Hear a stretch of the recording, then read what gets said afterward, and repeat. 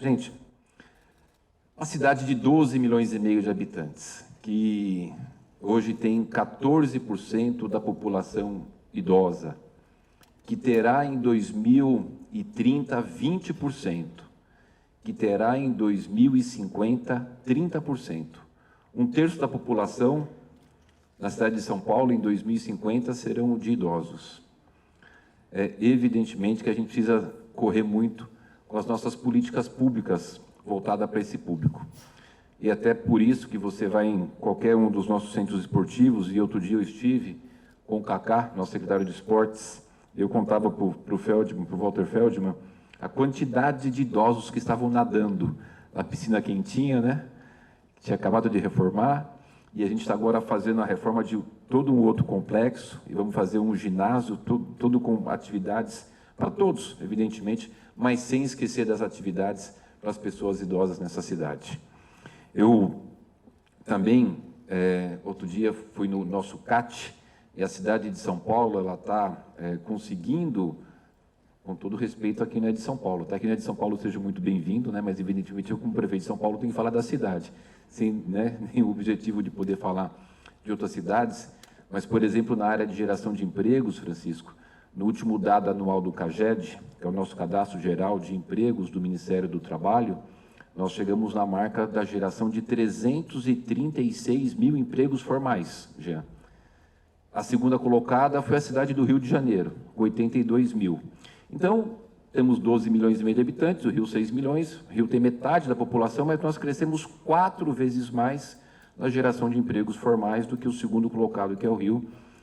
Evidentemente, não quer dizer que os problemas estão resolvidos, mas só estou dizendo aqui que, por exemplo, na questão da geração de empregos que a gente tem nessa cidade, a gente está 4 vezes à frente da segunda colocada, e ainda temos desafios, porque temos 800 mil pessoas desempregadas, que representa 11% da população ativa que está procurando emprego. E aí, a gente tem, dentro desses 11%, a gente tem recortes. Então, a gente tem um recorte muito sério dos jovens de 18 a 24, que vai para 19%, e dos 50 a mais. E até por conta dos 50 a mais, a Aline Cardoso, nossa secretária do Trabalho e Desenvolvimento Econômico, né, a gente está fazendo um programa, começa agora com mais ênfase no dia 5, se eu estiver errado, você me corrija aí, ela está fazendo assim, tá, pessoal? Que é o contrato mais, é o contrato SP 50 a mais, com uma série de empresas que nós articulamos e fizemos um trabalho de convencimento e da importância para que eles possam serem empregados através do nosso programa Contrato SP 50 a mais, junto com as empresas que geram emprego e renda aqui. E para fazer geração de emprego e renda aqui, o que a cidade de São Paulo fez? Reduziu um monte de imposto, não aumentou IPTU, né? Reduzimos, por exemplo, todas as atividades que você usa no aplicativo de intermediação de serviço, vai pedir um táxi, um Uber, um iFood, um Rappi, qualquer um. O ISS era 5%, reduzimos para 2%. Toda atividade audiovisual era 5%, baixamos para 2%. Toda atividade de franquia e franchise era 5%, baixamos para 2%.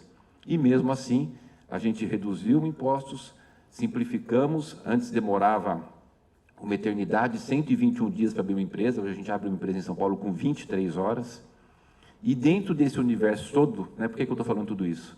A gente insere as oportunidades e sempre com foco muito grande da gente poder atender a nossa população mais idosa. Mas eu queria, além de tudo isso que eu falei, para concluir a minha fala, eu não posso deixar de fazer uma citação aqui importante que eu tenho observado dentro da minha curta carreira política. Fui vereador com o Gilberto Natalini durante 8 anos. É uma pena que o Gilberto Natalini não quis sair candidato agora. Sempre fui da Comissão de Finanças, relator de orçamento, relator de LDO. E quando a gente trabalha muito com a área de exatas, você acaba tendo o seu raciocínio muito focado para resultado. E o que eu venho percebido durante esse tempo todo? Existe muito discurso e que às vezes não reflete evidentemente o que é ali na ponta, na execução e na prática. E o que a gente tem feito é fazer a prática. A gente tinha muito discurso no passado de uma série de questões, mas não tinha a real execução.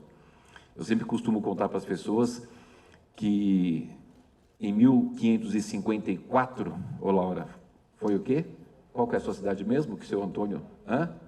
Jundiaí. Que o seu Antônio, teu vovozinho, viveu e vive. A cidade de São Paulo, ela foi fundada em 1554. Desde 1554 até 2020, nós estamos com nossos amigos aqui da área hospitalar, foram construídos de hospitais públicos municipais 20. Quase 500 anos para construir 20 hospitais. Sabe quantos nós temos hoje? Eu estou falando de 1554 a 2020, doutor médico Walter Feldman. 20 hospitais em quase 500 anos. Hoje temos 30. Foram 10 hospitais que o Bruno Covas e eu inauguramos em 2 anos. Tem muita diferença.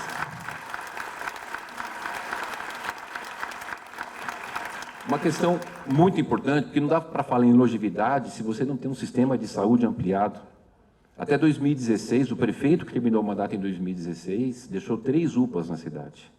Hoje temos 23. Foram 20 UPAs de 17 para cá.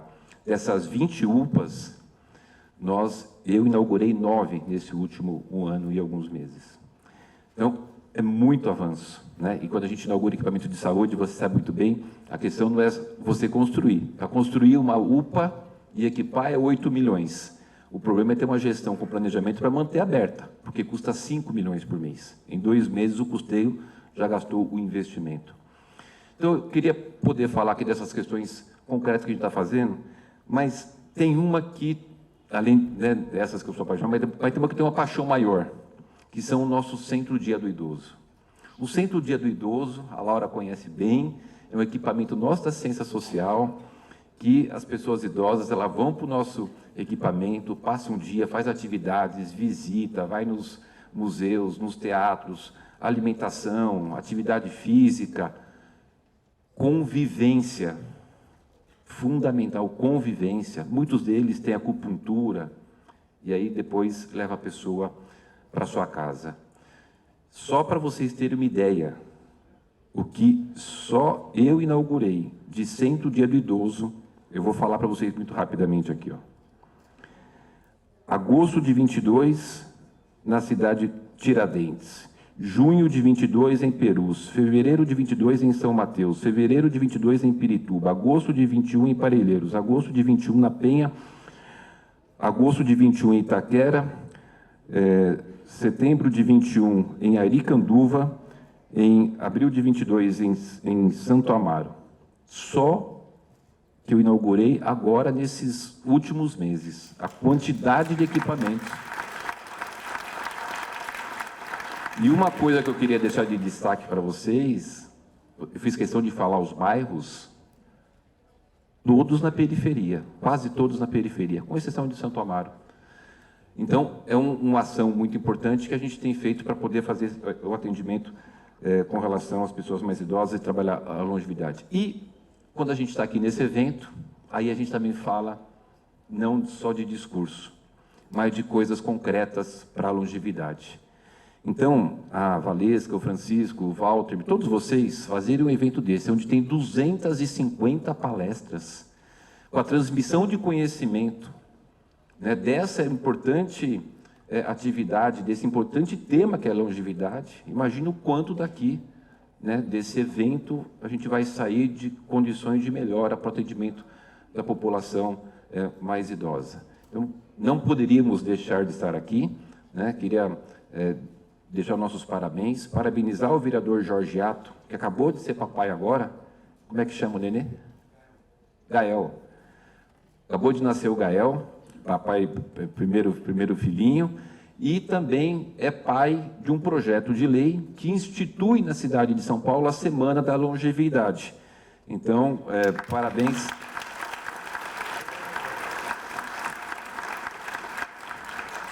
Pelos 2 filhos, pelo Gael e pelo projeto, né, que você apresentou lá na Câmara. E o Jorge Ato, ele tem uma frase muito bacana, que também tem muito a ver com esse tema aqui, né? A frase dele é mais esportes, menos remédio.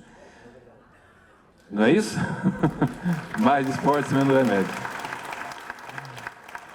Mas muito bom para a gente poder estar aqui, tenho certeza que o trabalho que vocês estão desenvolvendo, de que podem contar com a Prefeitura precisa de contar com vocês. Eu tive já algumas reuniões com o Walter Feldman. Nós precisamos melhorar cada vez mais as nossas ações para a longevidade e sucesso a cada um de vocês aqui. Eu teria muita coisa para contar, mas já deu para ver que a gente está trabalhando firme nesse tema e estamos com a nossa equipe comprometida. Parabéns a vocês, sucesso. Um abraço. São Paulo, capital da longevidade,